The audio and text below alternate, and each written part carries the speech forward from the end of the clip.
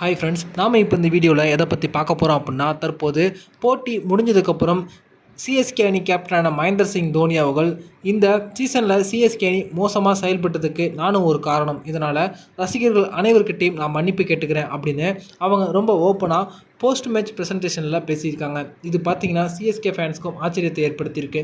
அது பற்றின முழுமையான விவரத்தை இந்த வீடியோவில் பார்ப்போம். சிஎஸ்கே மற்றும் மும்பை அணிகளுக்கு இடையேயான லீக் போட்டி மும்பை வான்கடே மைதானத்தில் நடைபெற்றது. இந்த போட்டி மிகப்பெரிய எதிர்பார்ப்பை ஏற்படுத்தியிருந்தது. ஏற்கனவே இந்த சீசனில் இந்த இரண்டு அணிகளும் மோதின போட்டியில் சிஎஸ்கே அணி வெற்றி பெற்றிருந்தாங்க. இந்த போட்டியில் யார் வெற்றி பெறுவாங்க அப்படின்ற எதிர்பார்ப்பு அதிகமாக இருந்துச்சு. முதல்ல டாஸ் வின் பண்ண மும்பை இந்தியன்ஸ் அணி பந்து வீச்சை தேர்வு பண்ணாங்க. சிஎஸ்கே அணி தரப்பில் பார்த்தீங்கன்னா இளம் வீரரான ஆயுஷ் மாத்ரே முதல் பந்தில் இருந்தே அதிரடியாக விளையாடி அவங்க 36 ரன்களை குவித்து ஆட்டமிழந்தாங்க. அதற்கு பிறகு வந்த சிஎஸ்கே அணி சீனியர் வீரரான ரவீந்திர ஜடேஜா, சிவம் துபே போன்றோர் மிகவும் மெதுவாக மிடில் ஓவரில் விளையாடியதன் காரணத்தினால பெரிய அளவில் ஸ்கோர் வரல. கடைசி கட்டத்தில் அவங்க ஓரளவு அதிரடியாக விளையாண்டாங்க. அதன் மூலமாக 176 ரன்களை சிஎஸ்கே அணி எடுத்தாங்க. அதற்கு பிறகு பார்த்தீங்கன்னா களமிறங்கின மும்பை இந்தியன்ஸ் அணி போட்டியை அப்படியே தலைகீழாக மாற்றிட்டாங்க.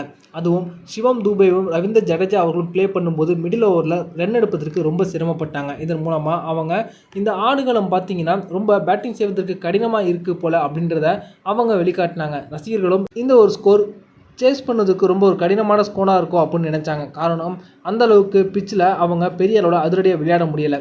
ஆனால் மும்பை இந்தியன்ஸ் அணி களமிறங்கின முதல் பந்தில் இருந்தே அதிரடியாக விளையாண்டாங்க. அதுலேயும் குறிப்பாக சூரியகுமார் யாதவும் ரோஹித் சர்மா அவர்களும் இணைந்து அதிரடியாக விளையாடி போட்டியை ரொம்பவே சீக்கிரமாக முடிச்சிட்டாங்க.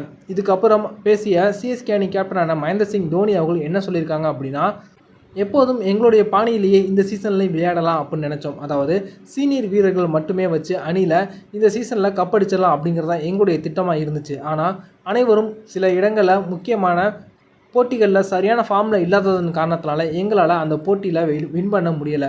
தற்போது இளம் வீரர்களுக்கு நாங்கள் வாய்ப்பு கொடுத்தோம். அவங்களால அவங்களுடைய திறமையை நிரூபிக்க முடியுதே தவிர பெரிய இன்னிங்ஸை எடுத்துகிட்டு போக முடியலை. இதனால் அவங்களுக்கு ஆரம்பத்தில் இருந்தே நாங்கள் முக்கியமான வாய்ப்புகளை கொடுத்துருந்தோம் அப்படின்னா இது போன்ற முக்கியமான போட்டிகளில் அவங்க போட்டியை தனி ஆளாக எடுத்து வெற்றி பெற்று கொடுத்துருப்பாங்க. அடுத்தடுத்த சீசனில் இது போல் அணியில் இருக்கக்கூடிய அனைத்து இளம் வீரர்களுக்கும் முன்கூட்டியே அதிகமான வாய்ப்புகளை வழங்குவதற்கு நாங்கள் முடிவு பண்ணியிருக்கோம். இந்த சீசனில் எங்களால் மீண்டும் தொடர்ச்சியான வெற்றிகளை பெற்று பிளே ஆஃப்குள்ளே போக முடியுமா அப்படிங்கிறது கேள்விக்குறி தான். ஆனால் அணியில் இருக்கக்கூடிய அனைத்து இளம் வீரர்களுக்கும் இனி வரும் போட்டிகளில் வாய்ப்பு வழங்கப்படும் அப்படின்னு தற்போது மகேந்திர சிங் தோனி அவர்கள் பேசியிருக்காங்க. இதுதான் சிஎஸ்கே ஃபேன்ஸுக்கு பெரிய உற்சாகத்தை ஏற்படுத்தியிருக்கு. அது மட்டும் இல்லாது தோனி அவர்கள் என்ன சொல்லியிருக்காங்க அப்படின்னா, இதே போல் 2020ஆம் ஆண்டும் எங்களுக்கு மோசமான சீசனாக அமைந்தது. அதில் இருந்து நாங்கள் சில இளம் வீரர்களை கண்டெடுத்து அடுத்த வருடத்திலே, அதாவது 2021ஆம் ஆண்டே நாங்கள் கோப்பையை கைப்பற்றினோம். அதுபோல் நாங்கள் அடுத்த வருடம் ரொம்ப ஸ்ட்ராங்காக கம்பேக் கொடுப்போம் அப்படின்னு தற்போது மகேந்திர சிங் தோனி அவர்கள் சொல்லியிருக்காங்க. இந்த வீடியோ உங்களுக்கு பிடிச்சிருந்துச்சுன்னா லைக் பண்ணுங்கள், ஷேர் பண்ணுங்கள். நன்றி.